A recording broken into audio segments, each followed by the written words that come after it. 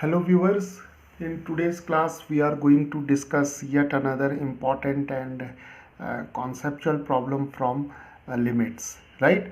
So here once again we are given a very interesting problem, and we are given this limit, that is limit x tends to 1 minus. This negative sign shows that we are dealing with the left hand limit, right? So limit x tends to 1 minus mod of x plus 1 plus k square minus 1, and here we have greatest integer of x plus 2 and divided by mod of x plus k is equal to 2, where k belongs to the set of real numbers, right? And here we are required to find the value of k, right? So viewers, here first we notice that this function, it comprises of the absolute value function and the greatest integer function, right? So we have to deal with both these type of functions, and let us apply the very basic definition of mod function and greatest integer function to evaluate this limit, right? And this is a very easy problem. Once we know the definition of absolute value function and the greatest integer function, right? And here k belongs to the set of real numbers, right? So let us start, and let us see how we can find the value of k. Now let us take x is equal to 1 minus h, right? So here since we are dealing with the left hand limit, because x approaches from the left of 1, right? So we'll take x is equal to 1 minus h, and always remember that h is a positive quantity and h is very small, right? So we'll make this substitution over here, and let us take this limit as L, right? So we can take this limit, that is limit x tends to 1 minus mod of x plus 1 plus k square minus 1 and greatest integer of x plus 2 divided by mod of x plus k, right? And this limit L is given as 2, right? So once we'll find the limit, we can equate it to 2 and we can find out the desired value of k, right? So here when we take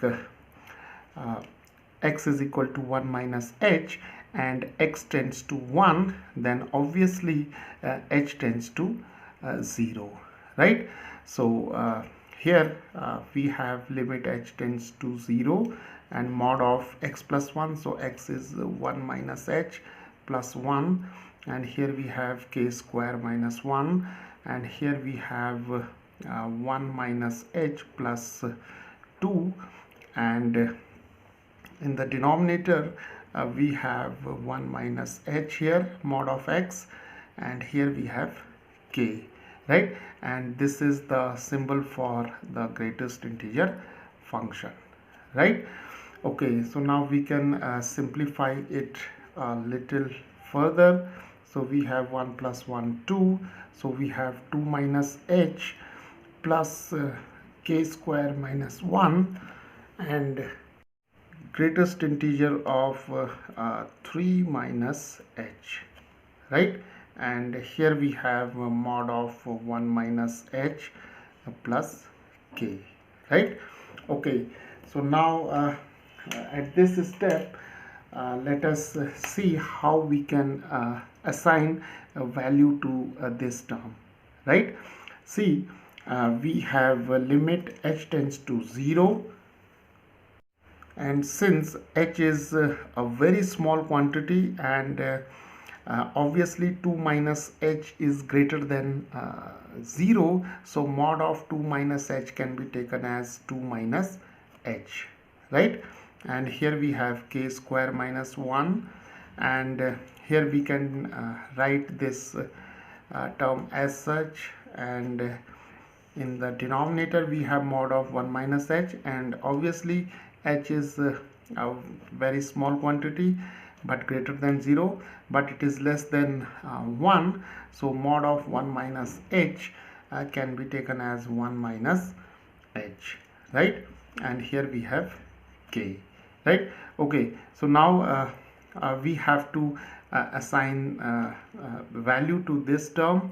So see, h is a very small quantity, right? So obviously 3 minus h, so 3 minus h is greater than 2, but it is less than 3, right?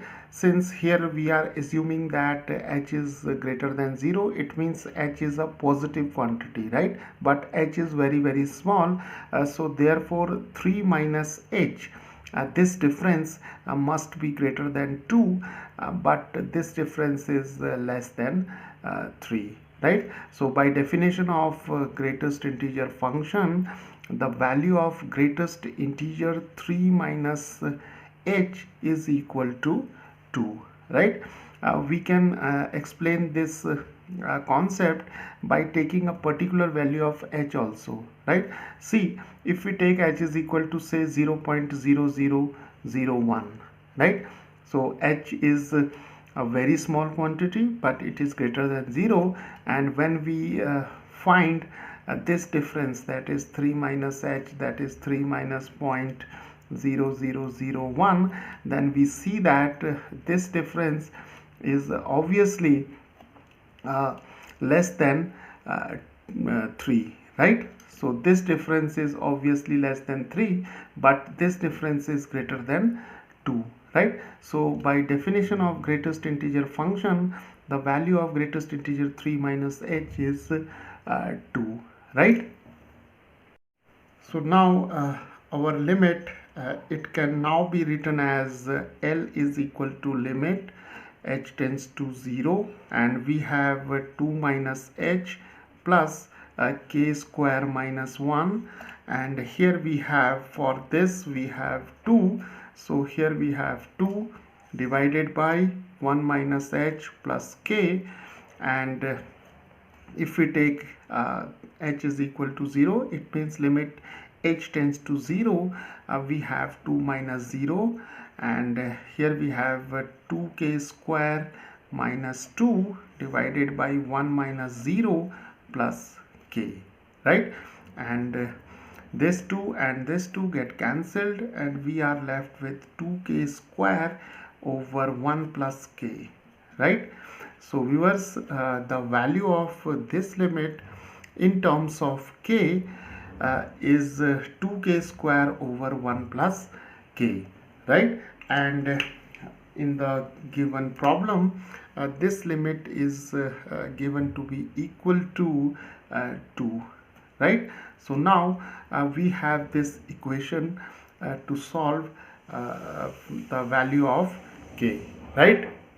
So now we can solve this equation in k. So this 2 and this 2 get cancelled, and now we are left with k square over 1 plus k is equal to 1. So k square is equal to 1 plus k, and k square minus k minus 1 is equal to 0, right? So now we have this quadratic equation, right, in k, and we can solve it by using the quadratic formula. So now the quadratic formula is given by k is equal to minus b plus minus square root of d over 2a, right, where d is the discriminant of this quadratic equation, right? So now d is given by b square minus 4ac, and if we compare this quadratic equation with the standard form, then the value of a is 1, b is minus 1, and c is equal to minus 1, right? So we have minus 1 square minus 4 times 1 times minus 1, so this is 1, and plus 4, so this is 5, right? So the discriminant of this quadratic equation is 5, and now we can substitute these values in this quadratic formula. So we have k is equal to minus 1 plus minus square root of 5 over 2 times 1. So this is minus minus plus, so we have 1 plus minus square root of 5 over 2, right? So viewers, we see that the desired value of k is given by 1 plus minus square root of 5 over 2, right? So this is how we solve this important limit.